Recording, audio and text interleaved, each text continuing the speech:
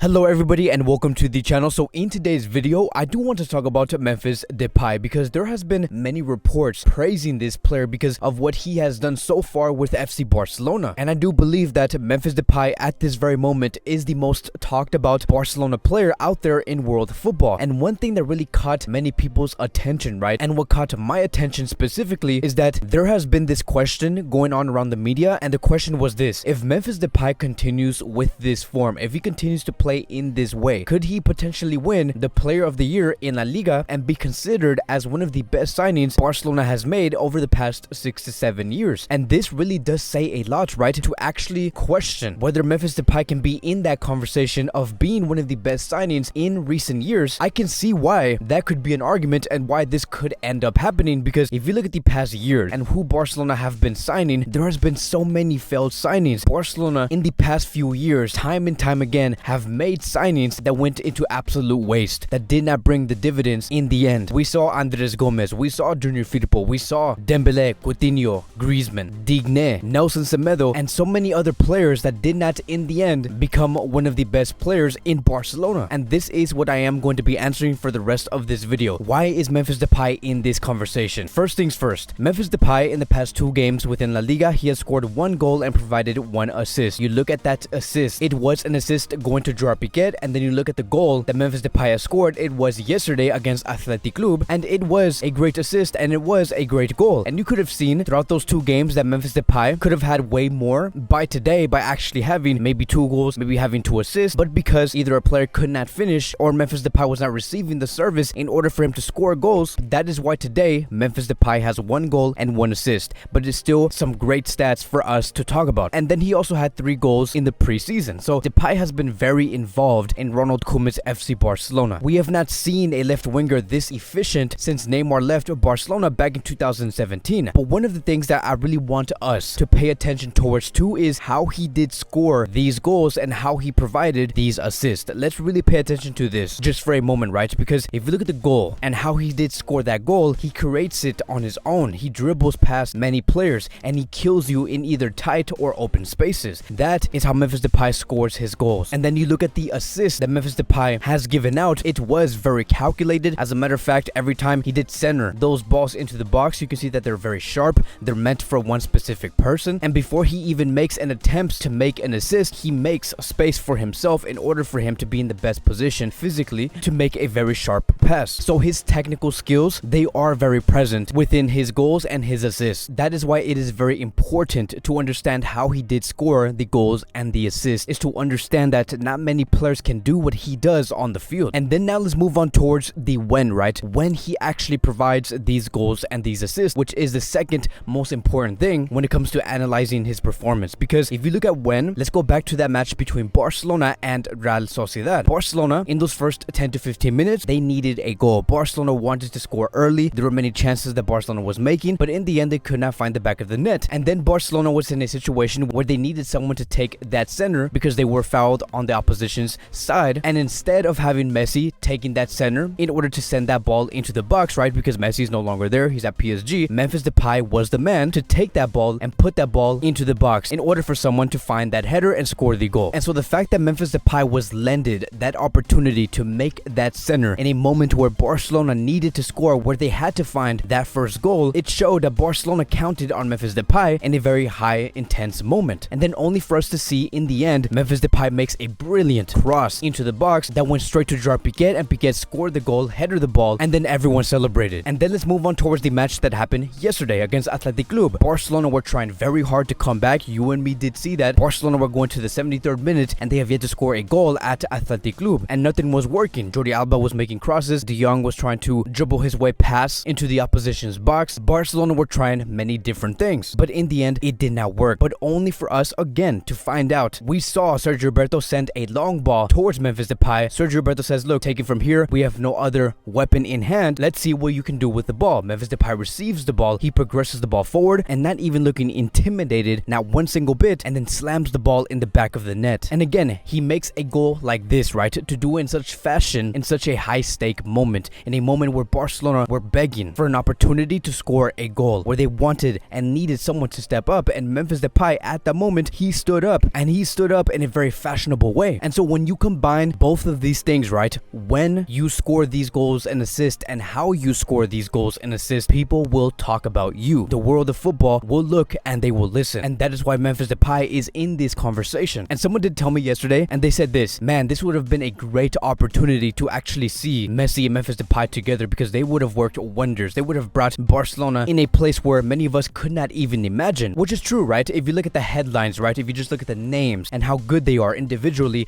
it could be a great idea. But could have there been complications, which is something that I was looking into in the past few hours, because what if Messi did stay at Barcelona and Memphis Depay sees less of the ball? Because you and me know that when it comes to Messi being in a Barcelona shirt, the rest of the players always look for Messi to create the opportunities, to create the goals. And because of that, because Messi was always going to be receiving the ball, maybe Memphis Depay was going to be seen less, and maybe we may not be seeing the Memphis Depay that we do see today. And another thing that could have happened is, you and me know, right, again, that these players sometimes do feel some sort of intimidation to make choices on their own, because the only person and the only player that made choices on when and how to attack, it was Lionel Messi. Messi was always the one to lead the charge. And because of that, maybe Memphis Depay could have felt some sort of intimidation, saying, okay, whatever and however and whenever Messi wants to attack, I'm going to be following exactly what he does and get out of his way and be the best player I could be to supplement what Messi does want to do. And then in the end, the result could have been that we may have not seen the Memphis Depay that we could see today. So there could have potentially been complications, but there is a reason on why Memphis Depay is showing so much enthusiasm and so much confidence on the field wearing the Barcelona shirt. What is happening right now without Messi, it is working, my friends. And it really does tell us the position that Memphis does want to be in. He wants to be that player to make the decisions. He wants to be that player to show when to attack and is always asking to receive the ball, always. Barcelona has not had a player like this in a very long time. So another question that I do want to answer is going to be this. So how do you see Koeman's front line in about 5 months? Who could we expect starting in that front three? And so here's what I do want to say. Memphis Depay, if he continues to be on this form, he will start, right? He will be considered to be one of the best La Liga players by the end of this season, and maybe potentially win the Player of the Year and be considered as the best attacking signing since Neymar Jr. He will be a strong contender. If he has a season where he does score 30 goals and provides 12 assists, around those numbers, he will be actually one of the best players in the world, and the rest of the team has to follow. Memphis Depay needs a team that shows they want to have enthusiasm to win, that they want to back a player like Memphis Depay in order for us to be the best Barcelona that we could be, which does lead towards the question about what could be that front three that we should expect Koeman plays in about 5 months. Which players could be the best solution to surround Memphis Depay in order to get the best of himself moving forward? And so I do believe that we could expect to see a front three of Depay